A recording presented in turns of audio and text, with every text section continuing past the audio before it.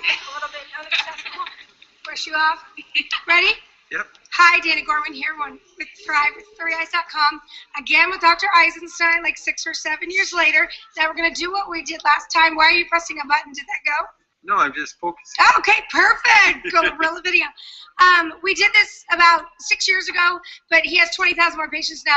So I'm going to exit the frame and we're going to go with this. Remember what we did last time? We talked for an hour and a half. You're full of fabulous information. We love every last minute of it, but we need the 4-minute version. Okay. So I'm going to say things and you're going to agree or disagree. Okay. Your name is Dr. Mayor Eisenstein. I agree. Okay. Dr. Mendelsohn was your mentor, and he was involved in the practice that you then became a part of. He not only was my mentor, but he became the godfather to all 6 of my children. He is also the one that started doing research on vaccines after having been the head of the Head Start program and the vaccines program. But in his own practice, after he started researching, he drew away from vaccines to the point where he just really wasn't doing them in your practice. That's exactly correct. Okay, and then you came in with that mentorship to someone who very confidently had a pretty much vaccine-free practice. They would vaccinate if it was asked, but they weren't pushing it at all. That's exactly right. Fast forward to now, you've had 50,000 patients. But back about 6 years ago, Blue Cross and Blue Shield took some statistics on your practice.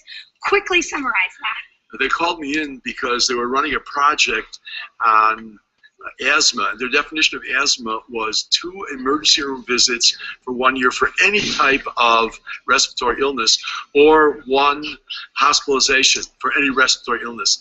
And we had 1 out of 1,000 children that was in the HMO model. And they said they were running 12%. They expected 120. What was nice about that was that they had all the data, so it wasn't something that was on the outside. It was a very specific definition, so it wasn't like one doctor calls it asthma, another doctor calls it bronchitis. And they said, how is it possible that you have such few amounts of children with respiratory illnesses? And I said to them, because we're great doctors. And they said, well, that may be true, but also we look at the records. None of the children were vaccinated. And now go into the autism, same kind, virtually no autism. Virtually no autism, virtually no ADD, ADHD, diabetes we almost have none of. I thought the diabetes was more related to early introduction of cow's milk, and it may have effect, but it may be more effect now, as diabetes used to be 1 in 500. Now I think it's about 1 in 200 children, and we have virtually no diabetes. We have a few cases, but you expect a few cases. And that's what I call real diabetes or real autism, the 1 in 10,000, not the severely brain damaged children that we're seeing today, or the enormous amount of chronic illness. And you have fewer doctor visits. Very few doctor visits. We had, as I was saying earlier, we have 6,000 children under 6 years of age, and we had 4 ear infections to the best of my knowledge. Now there may have been a few more that I don't know about, but that's an incredibly number when you think that the average pediatrician sees 1 ear infection for every 5 pediatric visits. So for a parent listening to this, a pregnant mother trying to figure out whether or not to vaccinate, they hear all the brouhaha on both sides. Your practice is a huge data point for that. And also they should read, because the vaccine industry doesn't want you to read, and they want you to believe that the only reason why people don't vaccinate, because of my dear friend Jenny McCarthy, who I've seen 4 or 5 times. I love her, but that's not the reason why people don't vaccinate their children. And it's not also because of Kristen Cavallari, Jay Cutler's wife. It's because they've read the literature, and they've read the real literature, and they've talked. And the reason why this is growing is because parents don't believe anymore. And here's where the belief stops. When they want to give a sexually transmitted disease on the first day of life to a baby, that makes no sense. No, and all of a sudden when you lie about one thing, what else aren't you telling this? One of the things that parents do is I say, when you're thinking about vaccinating, find just one study that supports that vaccine. And if you can't find it, you have your answer. Not a review of literature, not doctors who say this is what this study said, the actual study, and it works very well. Exactly, very well.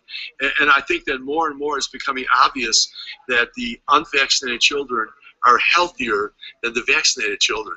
And that's what's so exciting, because not only is it not a dangerous thing, but all of a sudden we've got a health benefit going the opposite way. Stalin used to say, the death of one person is a tragedy. The death of 10,000 is a statistic. So they'll take one case of measles of a child that died, and believe me, measles can be a very serious illness. But they leave out the tens of thousands of children who have been damaged and died from vaccines, because that's just a statistic. Can you really quickly tell us the mumps thing? 1 minute, mumps. I found a very fascinating article in a peer-reviewed journal, which found that young girls who had mumps, natural mumps, as children, essentially never developed ovarian cancer. It fascinated me to no end, because all of a sudden, and they said that the immunity brought about, the lifelong immunity for mumps, somehow had an effect at keeping at bay ovarian cancer cells. And so one of my thoughts is that this is something we're going to find with other natural immunity that's protecting us. And Dr. D.B. Clark, in 1909, a general practitioner, said he never had a case of cancer in someone who was never vaccinated. Thank you so very much. God bless. You're going to send me? Yeah. That was